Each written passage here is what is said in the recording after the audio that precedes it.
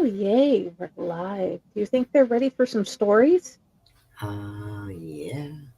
Stories are good. Alrighty, here we go. Everyone thinks because you're a zombie, you don't know good coffee. Well, they're wrong. There's only one brew that gets my seal of approval. Deadly Grounds coffee is my guilty pleasure. The aroma is so intoxicating. It brings all of my neighbors out of the woodwork. Deadly Grounds coffee. Coffee to die for and zombie approved. It's good to get a little deadly. Use the front door! Oh, they're so disgusting.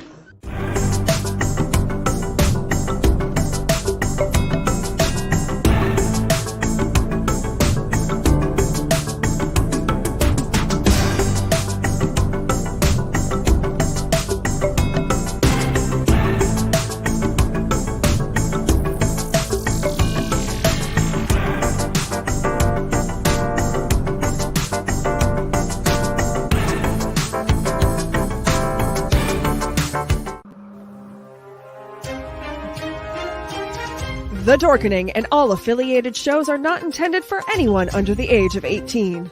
The following may contain discussions or scenes that have adult situations, graphic violence, nudity, strong sexual content, and graphic language. This show is intended for mature audiences only. Viewer discretion is advised.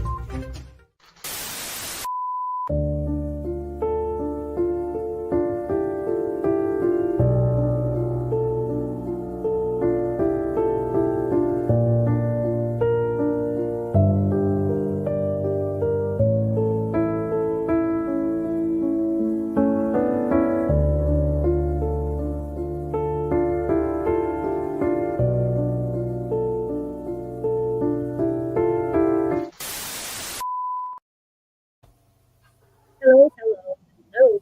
It's Friday, and I have my co-host Jody here with me. Hey, Jody.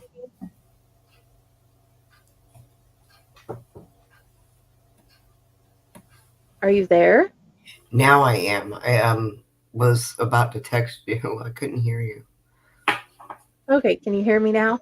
Yes, ma'am. Okay, awesome. Now, we are here tonight to read some wonderful stories by Serena Musgraves. But first, I want to start the show by thanking Raz T. Slasher for giving me the most beautiful intro video. And the intro video to my Epitaph video. They have such beautiful songs, and he found me some pretty cemeteries, and I just want y'all to know that he is an amazing person. And I got an amazing friend with me here tonight. How did you find out about Serena Musgraves? Actually, through you, dear. I was enlightened and brought into the fake horror and got to meet Serena Musgraves, and it's been such a beautiful gift that I was given, and I love everything about her. I do too. She has such wonderful stories and such wonderful poetry.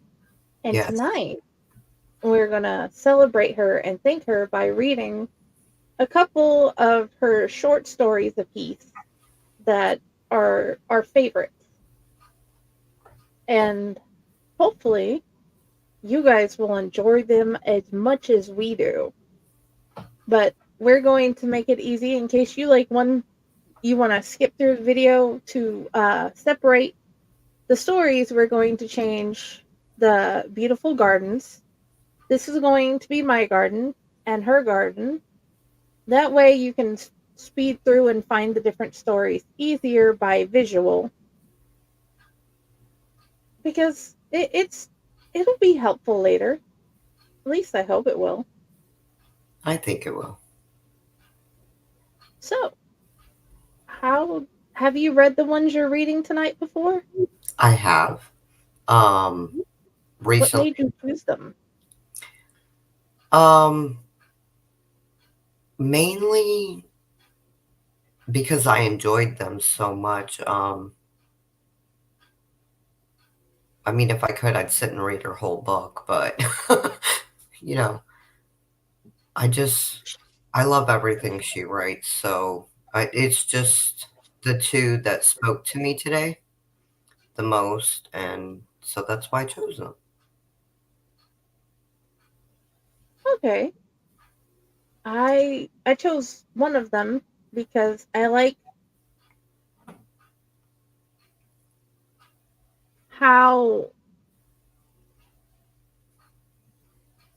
I like the it has sort of a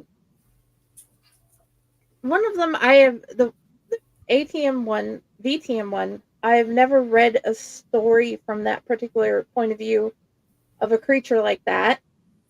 And the other one, I'm just a sucker for doll stories. I love all sorts of dolls. I like that. So, okay. I'm going to start by reading Doll Dreams, and then we'll talk about what we think about it, and then she will start with her story. Doll Dreams by Serena Mosgraves. The wizard pointed a narrow finger to the large opening in the ancient oak. What you are looking for is inside. I looked at him, uncertain. I wanted to believe him. I really did. All I ever dreamed of could be in there, or it could be the end of me. Either way, I knew I had to decide. I sighed and chose blind faith. Stepping over the gnarled edge of the dark opening, the wood I was made of felt the familiar pull of home. I had not realized that the oak was the same one that I had been carved from. Each step deeper into the tree, I felt stranger and softer. I felt the breath push explosively from me for the first time, the flush rising across my face. Part of me wanted to turn around, terrified by the sudden feelings of exhaustion and the pressure building in my head. Can I even handle being flesh? I started to doubt myself and the huge task before me as the voice started echoing through me. Welcome back, child of the heart. Your wish has been heard. What makes you think that this is the right thing for you? The voice, though incredibly kind, had me shaking. I looked about in hopes of seeing where the dulcet tones came from, to no avail. My response, painfully stuttered, sounded hollow to my ears. Because I want it. I want to grow. I want to feel. Is that so wrong? The last sounded even whinier to me than it probably was. I'd been a little girl's doll for 800 years. I had seen so many children grow.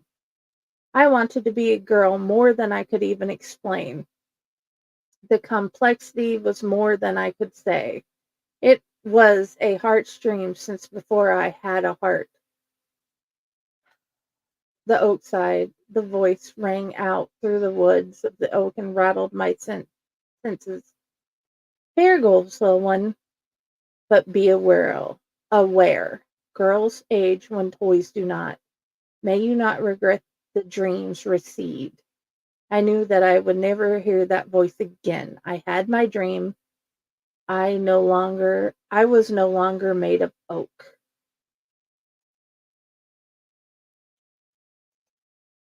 So,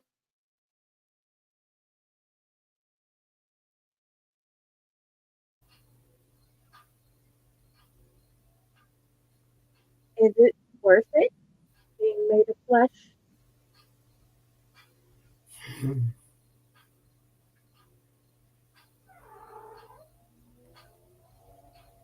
That is a question. Yeah, she posed that question in the story, and I am just unsure. Correct. Some days it is one of the most beautiful gifts I've ever been given. Other days I just want to hide and never be seen again. No, I feel that deeply. You know, I've had a lot of those days lately, honestly, not wanting to be seen, wish I was in a hidey hole, so to say. Um, but also, in the midst of it all, I've had the beautiful moments that I don't mind being in my flesh. Hmm. Um, I guess it's all a matter of perception at the time with what you're handed. Yes.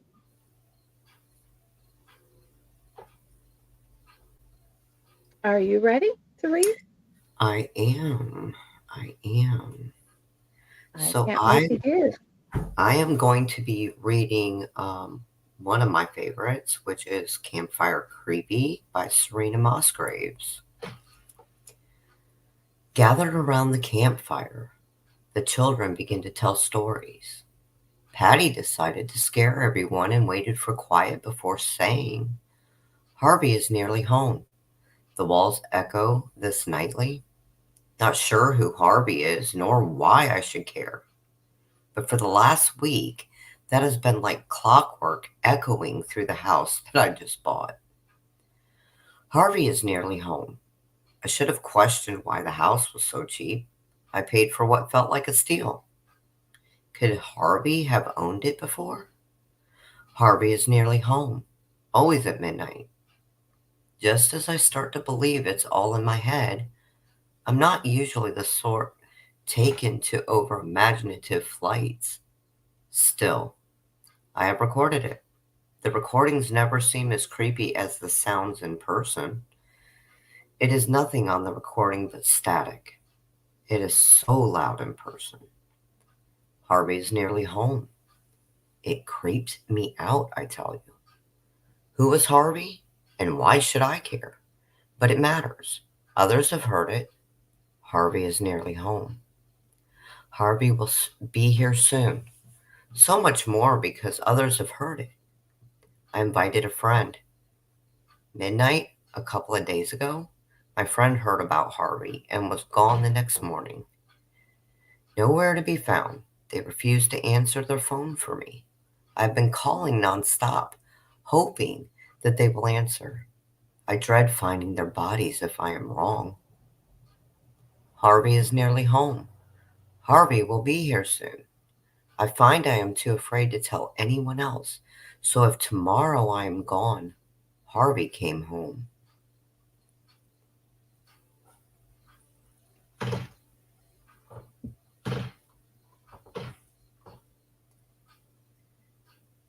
What So and who? I was going to say, have you ever experienced something similar? No. Mine are usually I've played with the ghosts as children. I didn't know they were ghosts. Mm-hmm. I followed some in my house. Luckily, they were kin and they didn't want to hurt me. Well, it wasn't my house, it was my uncle's, but I don't know what a Harvey is, and I'm not sure if I want to find out. I'm thinking, the story enthralled me because, I have experienced some paranormal and some really like creep me out. Like it's very relatable for me. Mhm. Um, but I would rather not know who Harvey is, and I would like to see tomorrow come. Um, and if my friends found out about Harvey and then I couldn't get a hold of them, I would honestly panic myself, you know. You know, that's So what we should do. Tell about our paranormal experiences on an episode. I agree. And That would be fun. and hopefully we can talk her into joining us. That would be epic. It really would. Okay, I'm going to read my second and final story of the night. Let me get the right browser because it brings the PDFs up in a separate browser for some reason. Huh. Okay, here we go. VPN Madness and Art by Serena Musgraves. The night was a cloak to keep me hidden from the prying eyes of the city. I needed the anonymity. Anonymity. Okay, that word I'm having trouble with tonight. Tonight, I was hunting not to feed. I was looking for ideas. My clan was not known for creative endeavors, but we did favor uniqueness. I had chosen to be an artist with my canvas made of flesh. Tanning the skins of my chosen took extra time, but it allowed me to be particular in my art. Oil paintings on tan flesh produced some amazing and moving colors. I found the ones who I wanted for feeding were often a poor match for the art. I know what the other kindred in the city thought of my clan, the whispers of insanity, the way we were shunned. I didn't pass for human, something that some no longer can do. I felt sorry for the ones who could not. After all, hunting was hard enough without the disadvantage of appearance to get in the way. I was excited to find a softly rounded brunette sitting at the bus stop. She looked up as I stepped into light, her eyes darting quickly over me. She nodded to me, as if to show she had no fear. I gave her a nervous half smile to reassure her. I've gotten used to how to calm my prey. Being female helps. So many believe that only men are killers.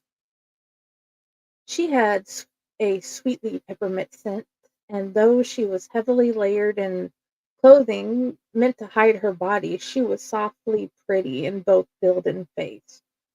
Her heart was racing, and she was studiously watching the road for the bus. I am a patient hunter, and knew that I would be following her for most of the night. Discretion was my friend here. I found myself, as I often did, wishing that I had been blessed with the mind reading abilities. It did seem like a bit of cheating during the hunt, but I couldn't help but envy the intimacy of hearing them think as the blood drained from them. The bus came, and she scrambled quickly to a seat near the middle. I folded myself in the back seat, watching from lower head. I saw her glancing back at me every few seconds. Wonder if she felt the reaper breathing down her neck. I waited, pretending sleep, until she had left the bus. I exited the next stop, knowing that I could easily track her sweet peppermint scent. She exited the bus in a small cul-de-sac. This late, the whole neighborhood was nestled in an uneasy sleep. Her scent led me to an ugly house, green A-frame house. Heavy brocade curtains filled the windows, stilling my ability to peek in and gather information about how the house was laid out. I needed to get her to come out, or to get an invitation for me to come in. Both were easy enough, as I only had to knock. Hypnotic suggestions were a blessing given to most kindred. It is what aided in our hunt. I could have easily taken her at any point of the night. I merely enjoyed the chase, given me a place to work and access to do whatever fun she had helped as well. Tanning the canvas would take the better part of a week. Shelter during the day would be needed, and moving the skin during the tanning should be done as little as possible. Though she was not my preferred food, I detested waste. When I made a new canvas, I always ate the blood and I ground the meat after skinning. There was several homeless shelters in town. I could donate the ground meat to a different one each time. The only sign I ever left of my presence was the skeleton, only due to not having a use for it. I chose to enter through the rear of the house. The girl's fearful reaction to my knock was expected, and I used my gaze quickly to garner entry. I did not want to draw attention of the other homes. She was in far less clothes than she had been earlier in the evening, a long black t-shirt that proclaimed that bookworms do it better, and a pair of lacy panties hugged her size 14 curves. Without the extra layers, I could easily see that I was right about her being a perfect canvas. I gently asked if she would strip off the shirt, though she was under my thrall. I still preferred to be kind to the prey. I was no longer human, but that didn't mean I should be inhumane. She pulled the hem up and set the shirt on the couch. She had a perfect porcelain skin, no stretch marks or blemishes. I generally use the skin across the back for this, but she had a beautiful belly that would make a small canvas as well. I cleaned up the tub, as it's the only workplace large enough. I was grateful for the light blocking curtains. I could feel the exhaustion that brought. I called my helper, the one who watched me as I sleep. Once he arrived, I was able to end the miserable terror behind the thrall in her eyes. I commanded her into the tub and then kissed her till she was prone. I wanted no struggle that could bruise the flesh. So slit the throat gently. I hated when the prey suffered. My friend helped me to hang her so the blood could be captured in the tub.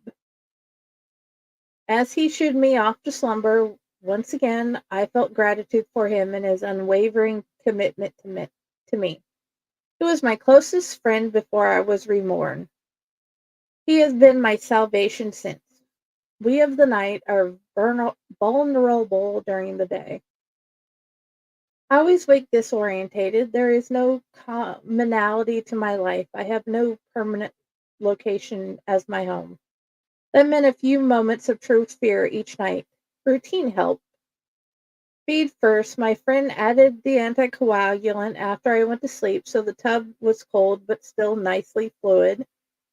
I have grown rather to like the flavor of room temperature food with the spice of anticoagulant added in.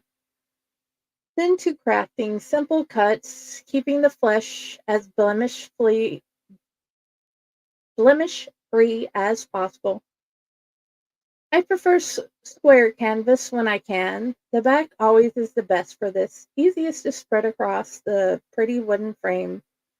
Tanning the skin is a tiresome action and lots of stretching, lots of working the fluids in to keep it soft and pliable. Different people use different fluids. Personally, I use the brain. Properly diluted, of course, lots of work, but the art produced is so very worth it. My assistant now lives with no wants as he is able to gather from my food, and he is the one who sells my art for me. After I create, I am no longer interested in it. I make my own paint, much as the masters of art did during the Dark Ages, much as the one that gave me my second birth had done. The city is mine, and I choose to use it to create.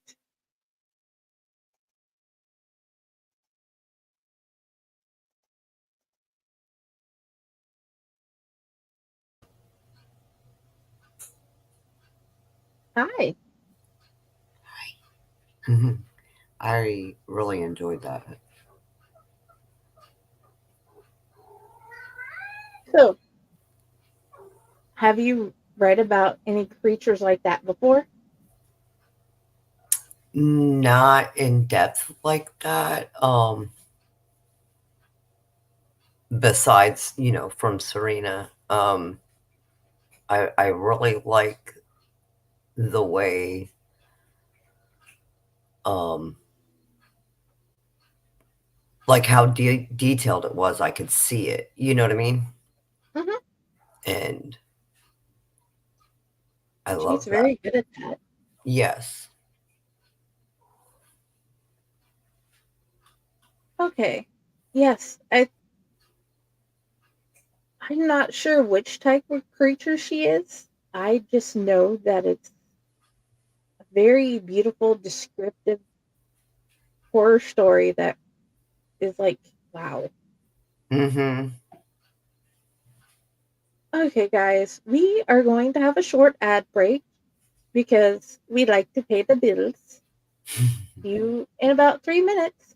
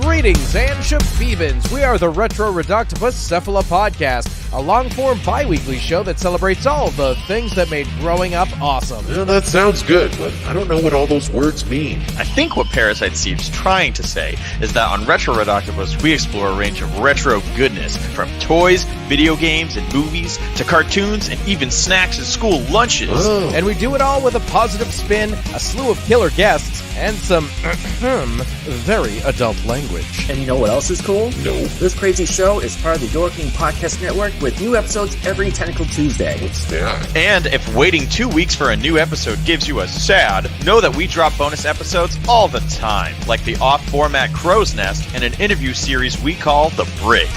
You can listen to Retro Redoctopus on Apple Podcasts, Spotify, Stitcher, or any app that's cool enough to carry the only show that celebrates all the things that make growing up awesome.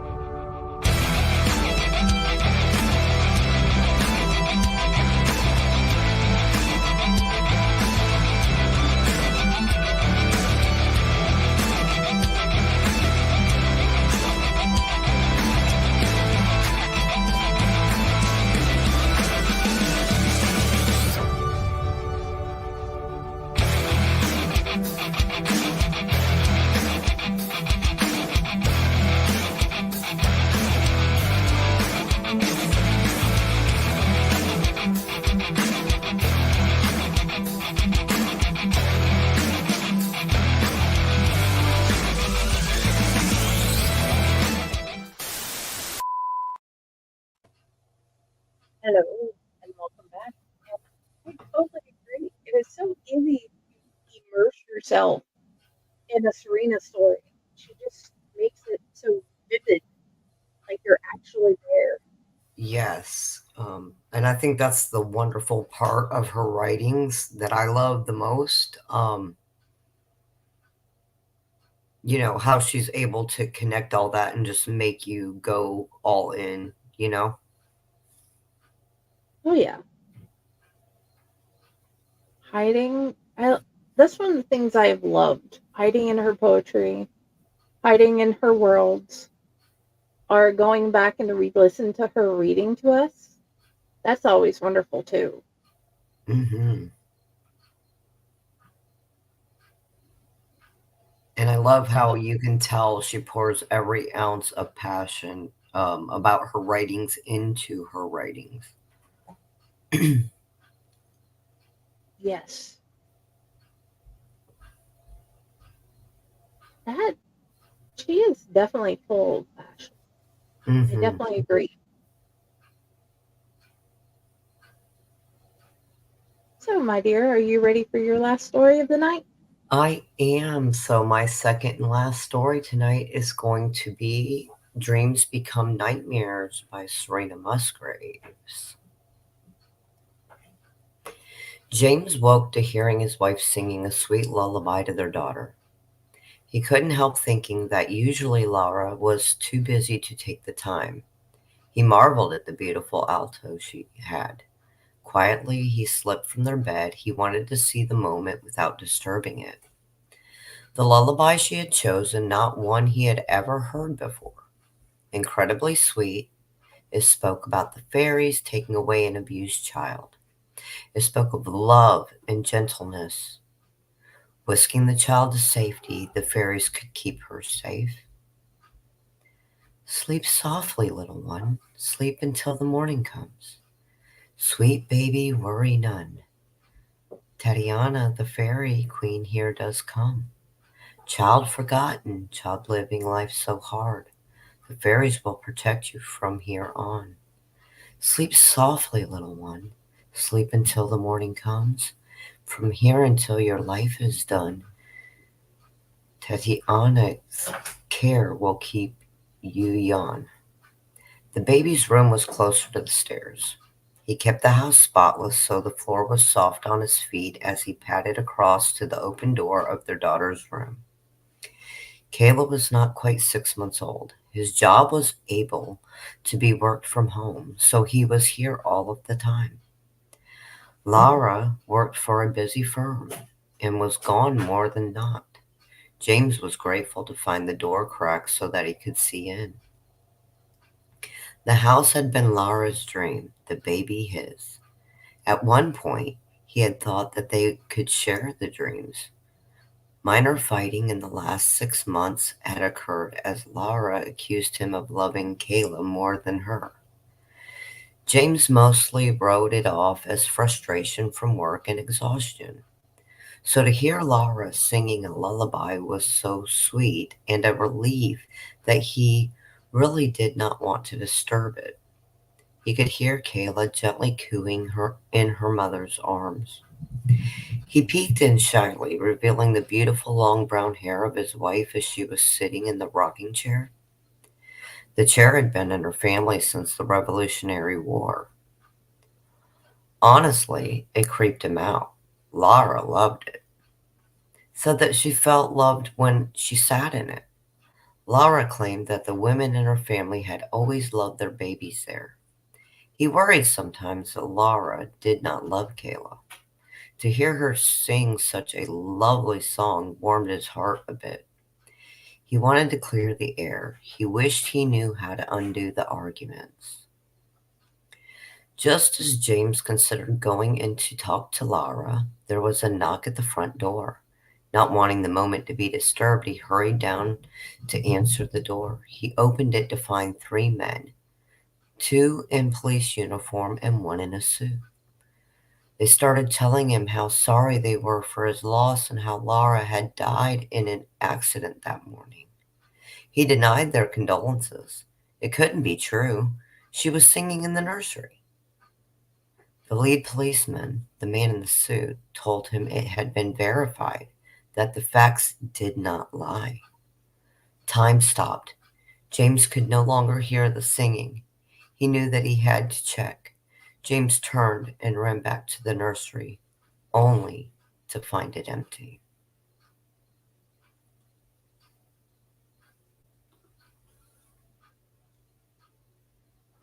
The first time I read that one, I cried. Yeah. Um, That is a nightmare I never want to have. no, total agreement there. I can relate to that, and that's kind of why I wanted to read it. I was younger when my father passed, and I'm a firm believer when there's immediate unfinished business before they cross or wherever they reside till they're ready to cross. They come to you. And it was roughly 3 in the morning. And my father came to say goodbye. And I couldn't believe he was gone because it was so intensely real. It wasn't like a lucid dream. Like he was there. And the story, like, somehow got me to tap into that memory.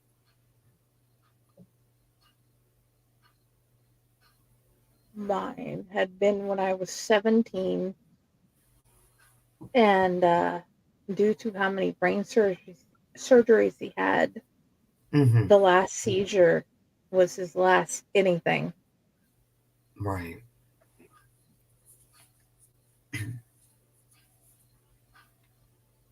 So it anyway. Before I start crying, so what if you could talk readers into reading more of Serena stuff? What would you say? I would just say that if you want completely relatable, immersive readings, definitely recommend Serena. Um, and like me, I hadn't thought about that moment for a while, and reading that again got me to tap into, a very intimate moment of my childhood. And I'm actually holding back tears, not only with the story and how relatable it is, but, what it brought up for me. And if anybody's looking to really have something they can relate to, highly, highly recommend Serena Musgrave. Yes, with the poetry. Oh my gosh. One of them, I just sat there like the whole entire time I was reading. I'm like, yes, that describes it. Oh my God, I feel that. I feel that deep in my soul. And Yes, then her stories are you just lose yourself in them. You just immerse yourself. Even on the ones that are like a page and a half, it's like, it's ended. I know. Why? Like, you want more. Yeah. So I believe this episode we're going to end it before I tell you about the books you need to check out with, please check out Serena Musgraves on the YouTube. Uh, we're going to give the show a proper title and what stories we read, because I don't think either of us knew what we were reading yet before we started. A lot of this entire show was on the fly. Luckily, Canva made making a title uh, thumbnail like easy. So, okay, first, right now on Fractured Mind Publishing page, I have shared it to all our book pages, all our author pages. You can find the link to the Kickstarter, and you can find amazing authors, great stories.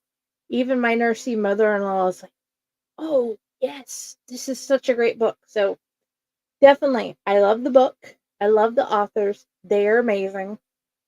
We just did a live show on Sunday where you can hear snippets from the story by Carrie and Raz.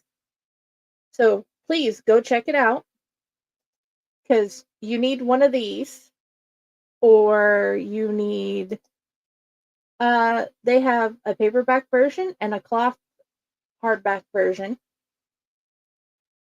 And next we have a anthology out, Owlite Menagerie. Great authors. I'm in it.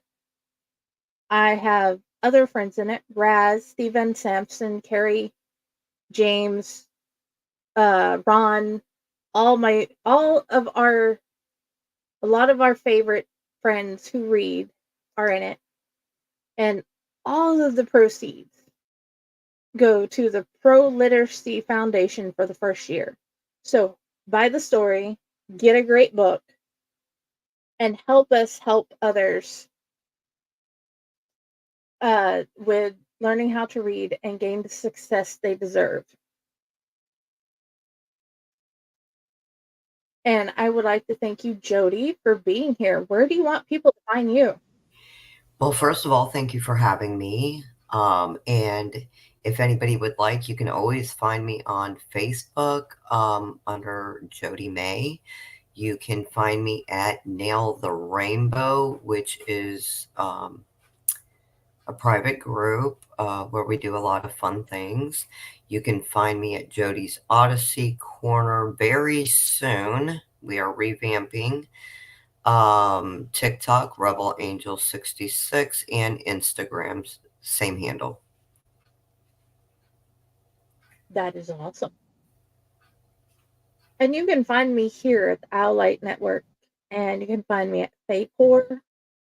You can find me at Friday with the Library in the Blue Box, and you can find me at my author page, Jennifer Elliott. And hopefully you can see my journey as I become a better author. And hopefully like my ghost stories. Thank you all for being here. And I hope you all have an amazing night and you all go check out Serena Mossgrave's stories.